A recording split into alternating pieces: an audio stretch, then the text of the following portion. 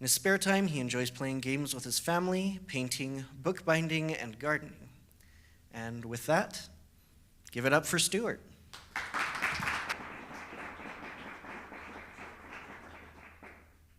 Thank you. So I was feeling a little loud. It's great to be here with you guys. I've had a little bit more experience since I wrote that bio. And currently, I am working as a web developer over in Shoe Hearing and enjoying every minute of it. So this presentation, crafting your LinkedIn profile to generate valid recruiter interest, is something that I wanted to put together because out of all of the jobs I've had, I'd say 4 of them I've gotten via LinkedIn.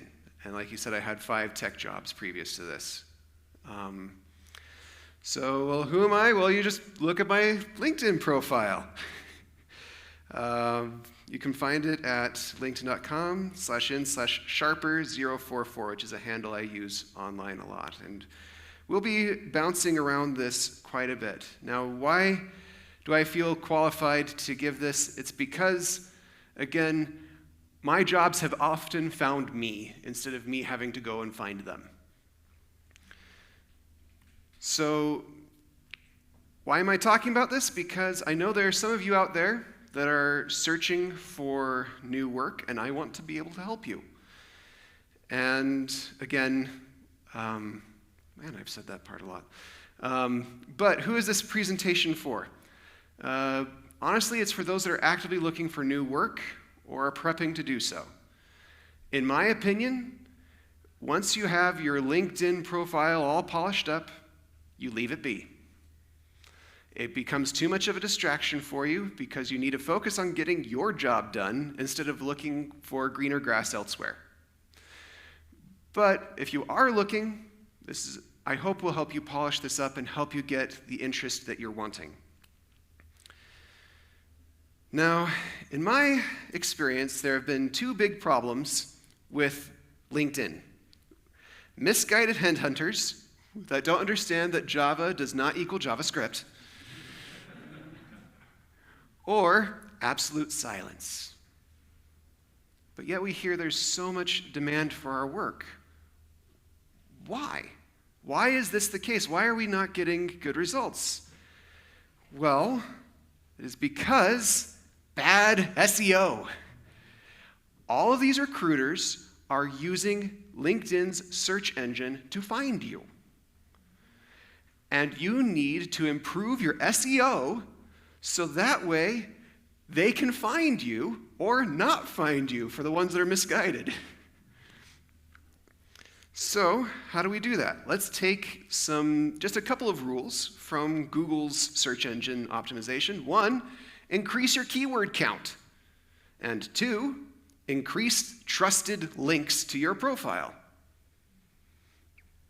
So, how can we do this with LinkedIn? With word count, you need to use every single field available, even if it's redundant. And increase the word count for your key skills and remove the ones you don't want. I'm going to show you my profile as it currently stands. And I've learned some things from my last job search that I was like, oh, I forgot to remove some of those keywords that I don't want people pinging me for anymore. So, next, create trusted links. Create a unique URL to your page. Get your connections to endorse you. Let recruiters know you're available. Respond to every message. And post your resume, as well as other things to increase that. So let's start with using every field and increasing word count. Let's just go over to LinkedIn and I'll show you my profile. First off, you want to have your banner picture in place, your picture there. You want it to look nice and clean and professional. Make sure that, again, you're using every single field, but make it look nice and clean. With your about, this is one of the first things you're going to see. My recommendation, keep it short. Make it a quick blurb about you personally and put some links to your personal web pages. Next thing, with your experience. Now, I haven't filled in mine for True Hearing yet because I just barely got this job, and I'm still, putting things under my belt. So I'll show you the one that I did with the church. One-liner, a link, a description that they can see after they click the see more. Now here's where you stuff the keyword count. Where you go through, you describe everything that you were working on, and then technologies used here, and list them all out. If they want to, your recruiters will see this. If not, their search engines will. And you do this with every single one of them. Now, some people are like, what about your previous experiences? What about stuff before your tech career? See, this is where I was at Dev Mountain. This is where I made the transition from being a physicist to being a developer. Well, go back and with each of your previous positions, even if there's an iota of programming experience there, put it in there. For example, back when I was at K-Tech, I helped program their CNC machines. Wasn't necessarily web development, but it's programming. Same thing with working at IM Flash. There was one person who sent out an email saying, hey, I can't figure out why my program's not working. I helped him debug that program. I put that in there. Anything that you can do to help increase that word count will help. Again, with your experience, do that as well. Make sure that you put in the proper links as you're editing this, that you're putting in the right thing, that you're not just putting in the school name, but not actually connecting it up with the school, because that helps with the linking and the search engine optimization. Any certifications you have, they can be helpful, even if they're silly as Duolingo certs. Filling out any volunteer experience, skills and endorsements. Make sure you fill out, this is another place to fill your word count. Right there, see? All of those places you could stuff additional words. This will help you in getting noticed and getting your profile up at the top for when they're saying, I want a React developer. Bing! You're at the top. Next thing, after we go back to this, create, that's essentially word count. I've pretty much done word count to death. Let's go to linking. First, create a unique URL. This doesn't necessarily help you with search engine optimization per se, but it does help with your resume and your other websites, because your profile has a very ugly hash at the end of it unless you have done this. If you do this, you will then have linkedin.com/in, and I can't really zoom in up there, but it says Sharper, /Sharper 044, which, being Stuart Harper, I grab Sharper anywhere I can because, we're on the cutting edge of code. And so the way you do that is up near the very top. Edit public profile and URL. Click that. Personalize the URL for your profile. Click that. And it's that easy. By doing that, you can then stick this on your resume and personal websites very easily, and the recruiters can go to it quickly. So I'm going to cancel doing that because I don't want to lose Sharper.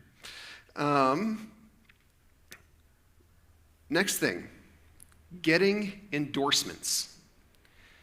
So if we go back down to the skills section of your web page, of your profile, you have tools and technologies, all these different skills. And this number is a number of people that have gone through and said, hey, Stuart Harper knows his stuff for React.js. This shows the recruiter that you have people that recognize that you are skilled in this thing. Not only that, LinkedIn's algorithm says, oh, if we're looking for somebody with a skill of React, oh, this person has lots of people that's endorsed him for it, bump him up in the SEO.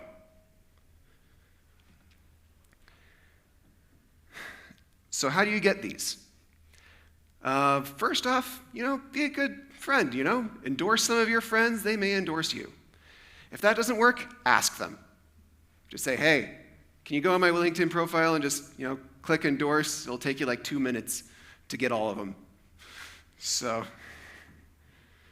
another thing that you can do as well is recommendations. Unfortunately, I haven't received any yet. At least through LinkedIn, although I have gotten some from my friends who just emailed them to me, and I've put them on my personal webpage. But nothing here on LinkedIn. I should probably give out more, though. But doing recommendations to other people and recommendations back, again, improves SEO. Now, here's one of the things that I think I should remove. So if you go up here to my experience, some technologies that I'm wanting to remove. For example, when I was working at Overstock, SharePoint was what I was coding in. My last job search, I had several people contacting me saying, I want a SharePoint developer. I have vowed I will never work in SharePoint again. So, I am going to be removing this, but I wanted you to see it as it was since I got my most recent job about a month ago. So, just wanted to let you know, when you're putting every single technology up there, it's not necessarily the best idea. Put the ones that you want them to find you for. Same thing with Java Spring Boot. I had no room to complain when people were contacting me for Java instead of JavaScript, because I had Java listed there. That's going off as soon as this presentation is over.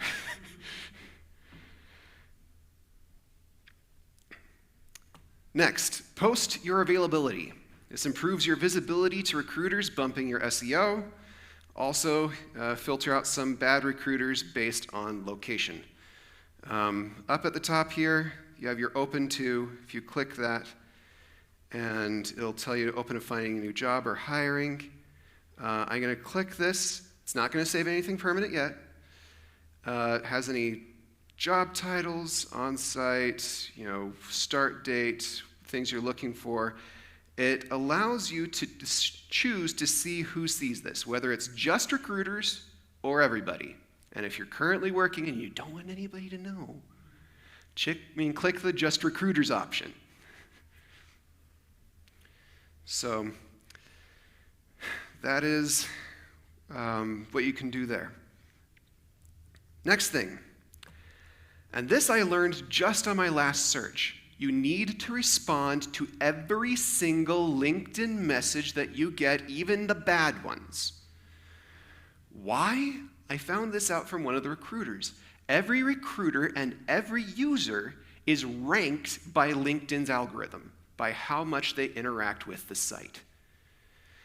If you are getting a lot of responses back as a recruiter, you are often rewarded by your job, things like that. I don't know exactly the metrics on their end, but they told me that on LinkedIn's end, by responding, they see, oh, you are a person that uses our website and uses it a lot. So we'll bump you up in the SEO. And so, if you have a bunch of messages, and I've got a ton of messages, especially since I got my job and I felt free to ignore them again. But if you click one and it's like, yay, we've got this front-end web developer thing, just click no thanks, and it will auto-populate a thing there for you. You send it, your score goes up, and you have discarded another thing that you don't want.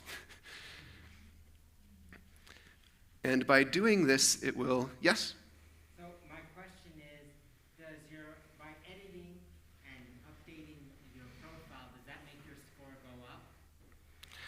That I don't know, but I think it does because it shows that, again, you're one of these power users for LinkedIn.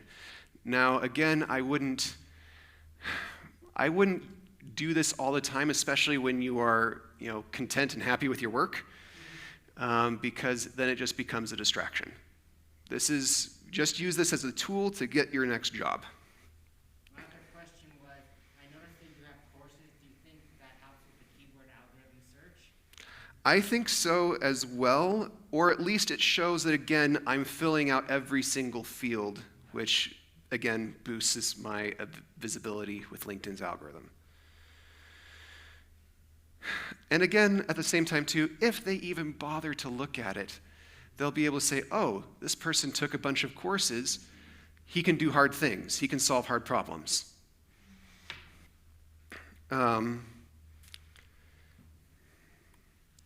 Next, this was a tip that I saw from someone else. Posting your resume. One of the first things the recruiters will ask of you is for your resume.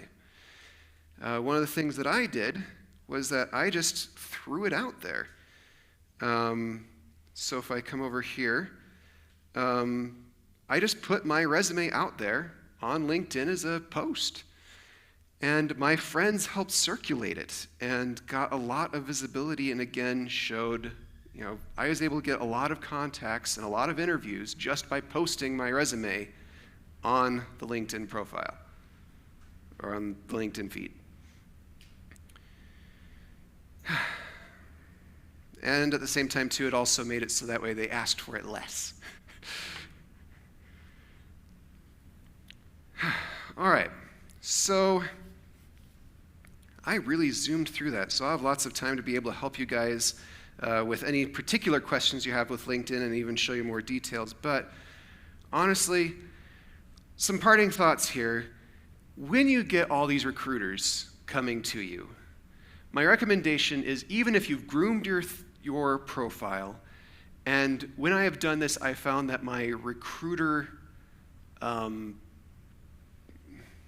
viability, I guess, went up, but I'd still get lots of ones that were for technologies I really didn't want. And you're still going to get the ones that are just spamming the multiverse. And, feel free to ignore them. You don't have to entertain all these people. I know that searching for a job is hard, especially when you're not employed, and you feel the need to just jump on every single thing. Don't feel the need to. There is a large demand out there. Look for things that speak well to your skill set or speak to what you're hoping to grow into. Next, if you're tracking interviews and companies, don't track the recruiter calls. You are going to say the same thing to hundreds of recruiters. At least I did. And just the cognitive load of putting into my little Excel sheet every single recruiter call was too much. And so my recommendation is, once you've landed an interview with the actual company, then keep track of it. This will help you reduce your cognitive load.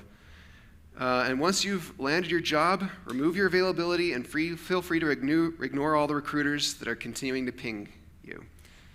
And seeing as I have a little bit more time, here's a couple of other points that can help you. When it comes to your network, feel free to connect with valid recruiters, even if you don't land a job with them. By connecting with other recruiters, again, it's that rule for SEO, can have as many valid links to your site. By connecting to valid recruiters, their recruiter buddies who are looking for similar jobs will be like, oh, here's this person. You could also feel free, especially once you get up to a certain number, you could trim down the number of connections that you've accumulated if you feel like they're no longer valid. Let's see, what are some other good tips I can give you guys? What? Yeah, there's one other tip I just thought of. Remember, keep LinkedIn professional. It's supposed to be for jobs, not for There's other social media platforms for those things. But with that, any questions?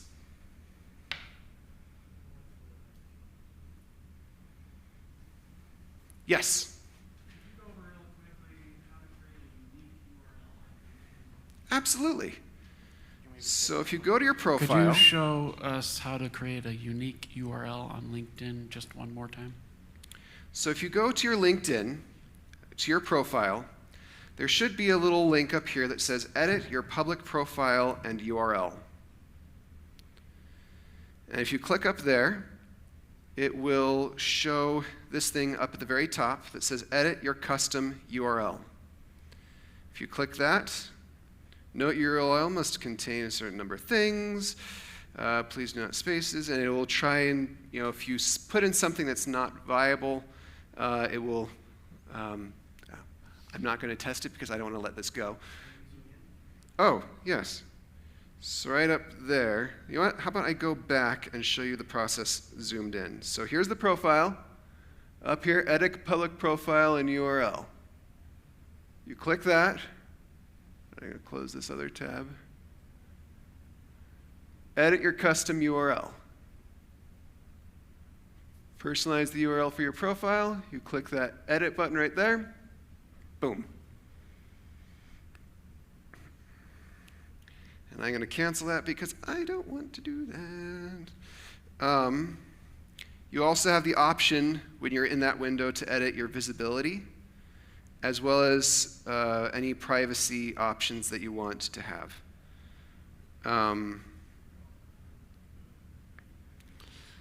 Any other questions? Or did I answer that fully? You good? Okay. Any other questions? Yes. Are there things that negatively impact the LinkedIn algorithm that we should avoid? That I do not know.